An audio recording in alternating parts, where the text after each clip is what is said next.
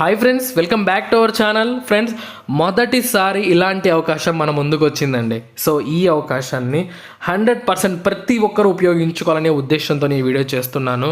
So మళ్ళీ ఇలాంటి అవకాశం మేబీ రాకపోవచ్చు. మనకు కేవలం ఇంటర్ అర్హతతో 4,000కు పైగా ఉద్యోగాలు రావడం జరిగింది. సో ఇందులో జూనియర్ సెక్రటేరియట్ అసిస్టెంట్ ఉద్యోగాలు అయితే ఉన్నాయండి. సో ఒకటి ఎస్ఎస్సి నుంచి, ఇంకొకటి ఎన్విఎస్ నుంచి అనమాట. సో చాలామందికి కన్ఫ్యూజన్, వేటికి అప్లై చేసుకోవాలి, వేటికి అప్లై చేసుకుంటే మనకి ఎక్కువగా అంటే జాబ్ వచ్చే ఛాన్సెస్ ఉంటుంది అని చెప్పి చాలామందికి ఒక ఐడియా ఉండదు.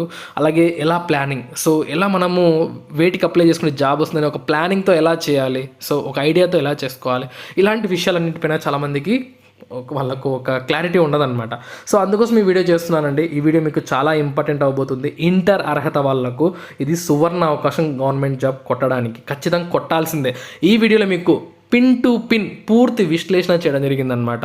లాస్ట్ వరకు వీడియో చూస్తే మీకు అర్థమవుతుంది. అప్పుడు వేటికి అప్లై చేసుకోవాలి, ఏ జాబ్కి అప్లై చేసుకుంటే మనకు 90% జాబ్ ఛాన్సెస్ ఉన్నాయి. సో ఓకే, సో మనం వీడియో స్టార్ట్ చేద్దాం. ప్రతి ఒక్కరికి రిక్వెస్ట్, తప్పకుండా వీడియోని లైక్ చేసి షేర్ చేయండి. మీ నుంచి నేను కోరుకునేది అదొక్కటే. సో లైక్ చేసి షేర్ చేస్తే ఎక్కువ మందికి రీచ్ అవుతుంది, వాళ్ళకు కూడా యూస్ఫుల్గా ఉంటుందన్నమాట. ఓకే ఫ్రెండ్స్, ఇక మ్యాటర్కి వద్దాం.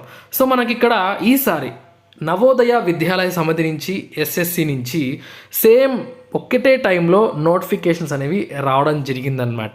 సో ఇందులో ఇంకా మనకు గ్రూప్ సి ఉద్యోగాలు, జూనియర్ సెక్రటేరియట్ అసిస్టెంట్ ఉద్యోగాలు అయితే విడుదల అవ్వడం జరిగినాయండి. సో వీటికి సేమ్ క్వాలిఫికేషన్, వయసు కూడా సేమ్ అనమాట, పే స్కేల్ కూడా సేమ్. అయితే వేటికి అప్లై చేసుకోవాలి, ఎక్కువగా ఎక్కడ ఛాన్సెస్ ఉన్నాయి మనకు జాబ్ కొట్టడానికి, రెండిటికి మనకి ఇక్కడ అప్లికేషన్స్ పెడతారు. కానీ వేటికి మనం ప్లానింగ్గా అప్లై చేసుకుంటే జాబ్ వస్తుంది మీకు క్లియర్గా పిన్ టు పిన్. సో మీకు ఇక్కడ ఈ వీడియోలో చెప్తాను, జాగ్రత్తగా వినండి, గమనించండి, మీరు కూడా ఆలోచించండి. ఇక్కడ మనకు గ్రూప్ సి జేఎస్సీ ఉద్యోగాలండి. రెండు కూడా పెద్ద డిపార్ట్మెంట్లే. ఒకటి వచ్చేసరికి మనకు వివిధ మంత్రిత్వ శాఖల్లో మనకు జూనియర్ సెక్రటేరియట్ అసిస్టెంట్ ఉద్యోగాలను భర్తీ చేస్తుంది. ఇంకొకటి ఆ యొక్క సొంత డిపార్ట్మెంట్లో అంటే నవోదయ విద్యాలయ సమితులలో మనకు ఉద్యోగాల్ని భర్తీ చేస్తుంది అనమాట. పే లెవెల్ చూసుకున్నట్లయితే రెండింటికి సేమ్ ఉన్నాయి. 19,900 మనకి బేసిక్ పే అనమాట, పే లెవెల్ 2 ప్రకారంగా. ఎస్ఎస్సిలో కూడా 19,900 అండి బేసిక్ పే. ఇక క్వాలిఫికేషన్ విషయానికి వచ్చినట్లయితే ఇక్కడ ఇంటర్ పాస్ అవ్వాలి. ఇక్కడ కూడా సేమ్ క్వాలిఫికేషన్ అనమాట. అంటే ఒకటే క్వాలిఫికేషన్తో మీరు 2 జాబ్స్ కూడా అప్లై చేయొచ్చు. కాకపోతే ఎక్కువ ఫోకస్ దేనిపైన పెట్టాలనేది ఈ వీడియో ఇంపార్టెంట్. సో అక్కడ మీకు చాలా ఉపయోగపడుతుంది. ఇక టైపింగ్ అనేది 35 వర్డ్స్ పర్ మినిట్ ఇంగ్లీష్లో మీరు టైపింగ్ చేయాలి. సో సేమ్ ఇక్కడ కూడా 35 వర్డ్స్ పర్ మినిట్ మీరు టైపింగ్ చేయవలసి ఉంటుంది. ఈ టైపింగ్ అనేది మనకు జస్ట్ క్వాలిఫైయింగ్ నేచర్ అనమాట. రోజు 1 గంట సేపు ప్రాక్టీస్ చేస్తే ఫస్ట్ మనకు ఎగ్జామ్ ఉంటుంది, ఆ తర్వాత మనకు టైపింగ్ టెస్ట్ పిలుస్తారు. కాబట్టి రోజు మీరు ప్రాక్టీస్ చేస్తే టైపింగ్ వచ్చేస్తుంది, సర్టిఫికేట్లు కూడా ఏమీ అడగరు. సో ఇక వయసు విషయానికి వచ్చినట్టయితే సేమ్ 18 to 27 ఇయర్స్. ఇక్కడ కూడా 18 to 27 ఇయర్స్ అండి. ఇక ఎస్సీ ఎస్టీలకు 5 ఏళ్ళు, ఓబీసీకి 3 ఏళ్ళ విధంగా రిలాక్సేషన్స్ ఉన్నాయి. అయితే ఈ రెండిట్లో మనకు బేసిక్ పే అనేది సేమ్ ఉన్నా కూడా మనకు ఈ రెండిట్లో ఒకదానికి మంచి పే స్కేల్ అంటే మంచి శాలరీ తీసుకోవచ్చు అనమాట చేరగానే. సో అవన్నీ కూడా ఈ వీడియోలో చాలా క్లియర్గా మనం మాట్లాడుకుందాం. ఇక నెక్స్ట్, సో మనకు ఈ యొక్క ఎన్విఎస్ ఉద్యోగాలు ఏదైతే జేఎస్సీ ఉన్నాయో సింగిల్ డిపార్ట్మెంట్ అనమాట. సో మనకు జాబ్ వస్తే మనం ఆ డిపార్ట్మెంట్లోనే వర్క్ చేయవలసి ఉంటుంది. అదే మనకి ఎస్ఎస్సి జేఎస్సీ విషయానికి వచ్చినట్లయితే మనకు వేరియస్ డిపార్ట్మెంట్స్ అండి, అంటే 40కి పైగా మినిస్ట్రీలు, డిపార్ట్మెంట్లు ఇందులో ఉన్నాయి. సిబిఐ అని చెప్పేసి, ఇంకా వివిధ మంత్రిత్వ శాఖలు అని చెప్పి చాలా డిపార్ట్మెంట్స్ ఉన్నాయన్నమాట. ఇక్కడ మనకు సింగిల్ డిపార్ట్మెంట్. అయితే ఇక్కడ కూడా మనకు హెడ్ క్వార్టర్స్ అనేది అక్కడ కూడా పోస్టింగ్ ఉంటుంది, ఒక హెడ్ క్వార్టర్ ఉంది. అలాగే 8 ఆర్ఓలు ఉన్నాయన్నమాట.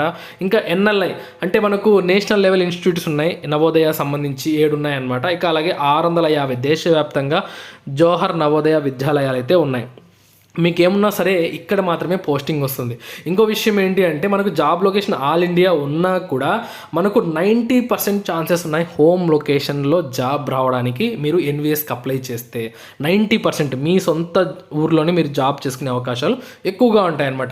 ఇక ఎస్ఎస్సి విషయానికి వచ్చినట్లయితే మనకు job location all over India. కాకపోతే ఇక్కడ మనకు 40% మాత్రమే ఛాన్సెస్ ఉన్నాయి మనకు హోమ్ లొకేషన్ రావడానికి. ఓకే, ఇది మాత్రం గుర్తుపెట్టుకోండి. ఇక శాలరీ విషయానికి వద్దాం ఫ్రెండ్స్. మనకి జవహర్ నవోదయ అంటే ఎడ్యుకేషన్ డిపార్ట్మెంట్ అనమాట. సో మీరు గమనించవచ్చు, ఎడ్యుకేషన్ డిపార్ట్మెంట్లో టీజీటీలకు కానీ పీజీటీలకు కానీ ఆ యొక్క స్టాఫ్ కానీ మిగతా వాటితో పోలిస్తే బేసిక్ పే అనేది చాలా ఎక్కువగా, అంటే మనకు చేతికి వచ్చే శాలరీ ఎక్కువగా ఉంటుందండి.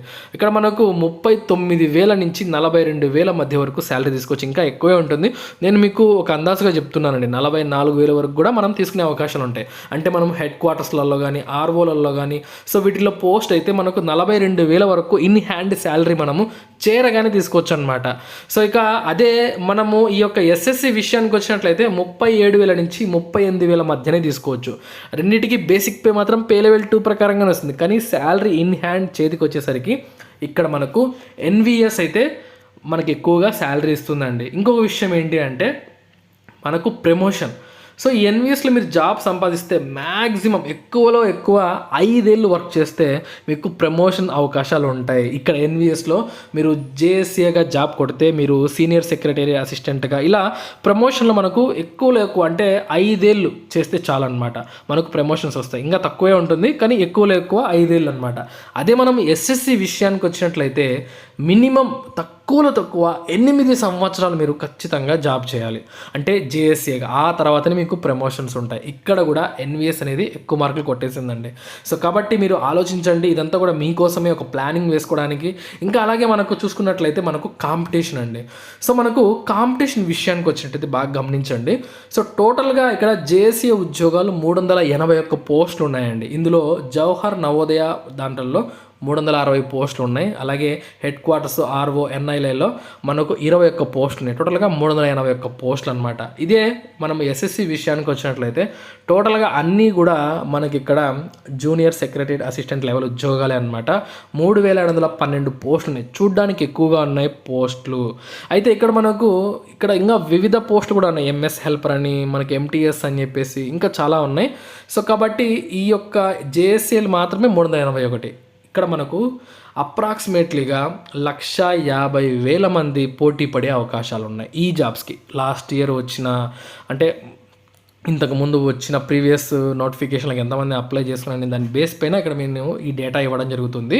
సో మనకు 150,000 మంది అప్రాక్సిమేట్లీగా మనము వీటికి అప్లై చేసుకునే అవకాశం ఉందన్నమాట. అంటే ఒక్క జాబ్కి 393 మంది మీకు పోటీ పడే అవకాశాలు అయితే ఉన్నాయండి. ఓకే, ఇక ఎస్ఎస్సి విషయానికి వచ్చినట్టయితే 36 లక్షల అప్లికేషన్లు వచ్చే అవకాశం ఉంది. అయితే ఇక్కడ ఒక్క పోస్ట్కి ఎంతమంది కాంపిటీషన్ ఉంటుందంటే మనకు 970, ఒక సీట్కి ఒక జాబ్కి 970 మంది పోటీ పడే అవకాశం ఉంది. సో మీకు నెంబర్స్లో ఇది తక్కువ కనిపిస్తుంది, ఇది ఎక్కువ కనిపిస్తున్నట్టు ఉంది కదా. కాకపోతే పర్సెంటేజ్లలో చూసుకోవాలి. ఇక్కడ మనకు పోస్ట్ 381, కానీ ఇక్కడ 3,712 పోస్టులు ఉన్నాయి. సో మనకి ఇక్కడ 61% మనకు ఒక పోస్ట్కి అంటే యావరేజ్గా కాంపిటీషన్ ఉంది. ఇక్కడ కూడా మనకు 62% యావరేజ్గా కాంపిటీషన్ ఉందన్నమాట. సో సరాసరి రెండింటికి కాంపిటీషన్ అయితే సేమ్ ఉంది. సో ఓకే, మీకు తక్కువ పోస్టులు ఉన్నాయి కాబట్టి మీకు అలా కనబడుతుంది. ఇక ఇంకొక విషయం ఏంటి అంటే ఇక్కడ బెనిఫిట్ ఏంటి అంటే ఇది సింగిల్ డే ఎగ్జామ్ బేస్డ్ అండి. అంటే ఒక్క రోజులోనే మీకు ఎగ్జామ్ అయిపోతుంది అంతే. మళ్ళీ పంచాయతీ ఏమీ ఉండదు. ఒక్క ఎగ్జామ్ మీరు ట్యాకిల్ చేస్తే సరిపోతుంది అనమాట. అదే మీరు ఎస్ఎస్సి విషయానికి వచ్చినట్టయితే 2 ఎగ్జామ్ బేస్డ్, టైర్ 1 టైర్ 2 అని చెప్పి ఉంటుంది. ఆ తర్వాత టైర్ 3 స్కిల్ టెస్ట్ కూడా ఉంటుంది. సో ఈ విధంగా 2 అంచెల ఎగ్జామ్ అయితే ఉందన్నమాట. ఇది కూడా మీరు దృష్టిలో పెట్టుకోవాల్సి ఉంటుంది. ఓకే, సో అక్క ఆ తర్వాత మనకి ఎగ్జామినేషన్ ప్యాటర్న్ చూసుకుందాం. ఇక్కడ కూడా మనం చాలా బాగా గమనించాలి ఫ్రెండ్స్. ఎన్విఎస్ జేఎస్సీ విషయానికి వచ్చినట్లయితే మనకు చూడండి, మనకు ఈ యొక్క ఉద్యోగాలకు 130 క్వశ్చన్లు 130 మార్కులకు ఎగ్జామ్ పెడతారు.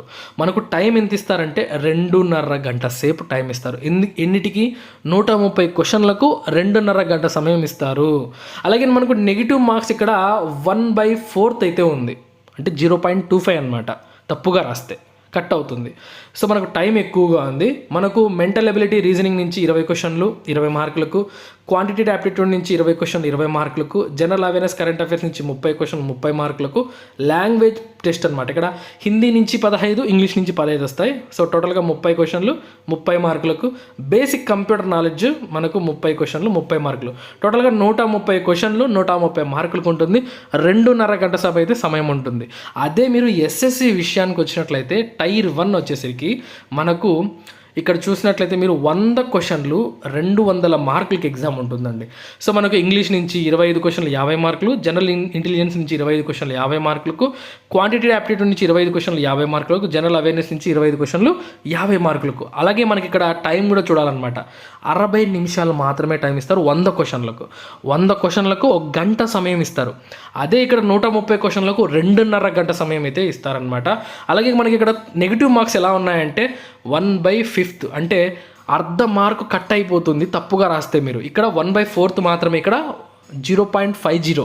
సో మనకు ఇక్కడ చూసుకున్నట్లయితే కొంచెం టఫ్నెస్ అయితే ఉంది. ఇంకోటి ఏంటంటే మనకు ఈ యొక్క ఎన్విఎస్ ఉద్యోగాన్ని కండక్ట్ చేసేది ఎవరు అంటే ఎన్టీఏ. ఓకేనా.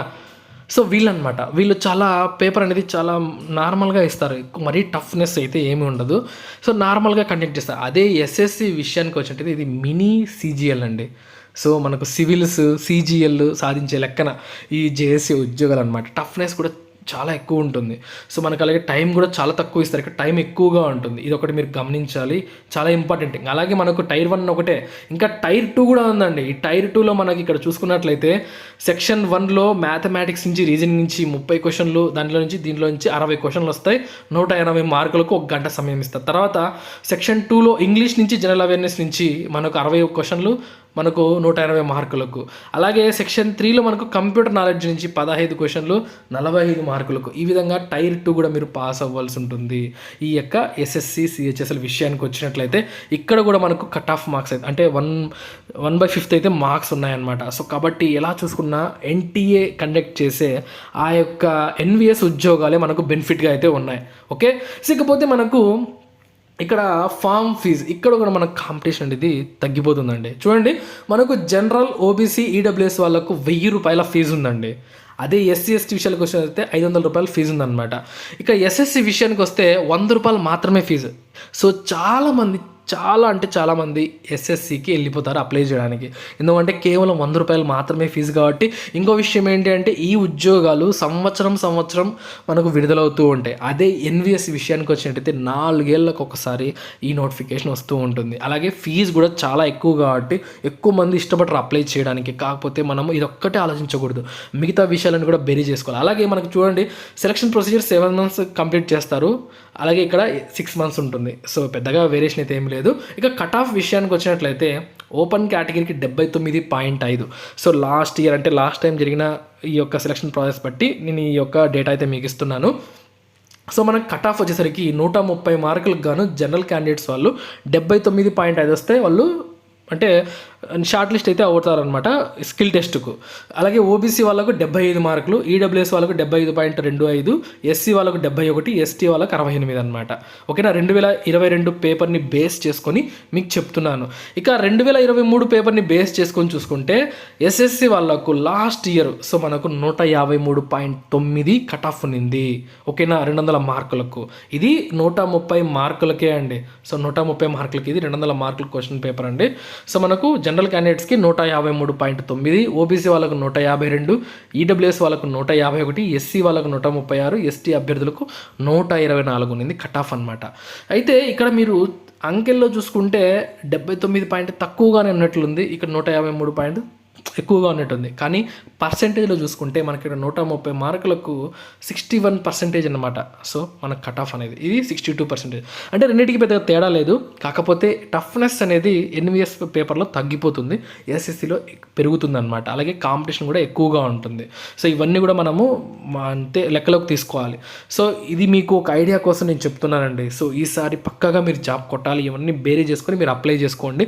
ఎస్ఎస్సికి అప్లై చేయొద్దు అని నేను చెప్పను, రెండింటికి అప్లై చేసుకోండి. ఫోకస్ ఎక్కువగా దేనిపైన పెట్టాలి అనేది మీకు ఇక్కడ ఈ వీడియోలో మెయిన్ పర్పస్ అనమాట. ఓకే. సో క్లియర్ కదా. సో ఇకపోతే తర్వాత మనకు లాస్ట్ డేట్ ఎప్పుడు ఫ్రెండ్స్, ఎన్విఎస్ ఉద్యోగాలకు ఏప్రిల్ 30 వరకు టైం ఉంది.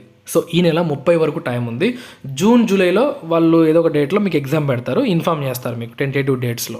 అదే ఎస్ఎస్సి విషయానికి వచ్చినట్లయితే మనకు మే 7వ తారీఖు వరకు టైం ఉంది. మనకు 1st నుంచి 12th జూలై వరకు ఎగ్జామినేషన్ కండక్ట్ చేస్తారండి. ఎందుకంటే ఇక్కడ చాలా ఇది సింగిల్ డేలే అయిపోతుంది ఎగ్జామ్, ఇది మనకు మల్టిపుల్ డేస్లో కండక్ట్ చేస్తారనమాట. సో అందుకోసం సో ఎగ్జామ్ డేట్స్ ఇవన్నీ కూడా మీకు క్లారిటీ వచ్చేసింది, లాస్ట్ డేట్ కూడా మీకు క్లారిటీ వచ్చేసింది. సో ఫ్రెండ్స్ ఇక్కడ చూడండి, మనకు ఈసారి 100% 90% జాబ్ కొట్టే ఛాన్సెస్ ఉన్నాయి. ఇలాంటి అవకాశం మనకు ఫస్ట్ టైం రావడం జరిగింది. రెండు ఒకటేసారి క్లాష్ అనమాట. ఓకేనా, ఈసారి ఒక్క జాబ్ మనదే అవ్వాలండి. సో మీకు ఈ వీడియోలో చాలా క్లియర్గా ఎక్స్ప్లెయిన్ చేశాను. సో నా సజెషన్ ఏంటి అంటే ఎన్విఎస్ పైన ఎక్కువ ఫోకస్ పెట్టండి. ఫీజు ఎక్కువ ఉందని చెప్పి ఆలోచించొద్దు. సో అయినా కూడా అప్లై చేసుకోవడానికి ట్రై చేయండి. ఎందుకంటే మీకు అన్ని విషయాలు కూడా ఎక్స్ప్లెయిన్ చేశాను క్లియర్గా. సో ఇంకా మీ చేతుల్లో ఉంది నిర్ణయం. ఓకేనా, సో ఒక మంచి నిర్ణయం తీసుకుంటారని ఆశిస్తున్నాను. సో అలాగే ఈ వీడియోని ఎక్కువ మందికి షేర్ చేయండి. అలాగే వీడియో నచ్చితే తప్పకుండా లైక్ చేయండి. ఇటువంటి మరిన్ని జాబ్ అప్డేట్స్ కోసం మన ఛానల్ని సబ్స్క్రైబ్ చేసుకోండి. ఉంటాను friends, have a nice day.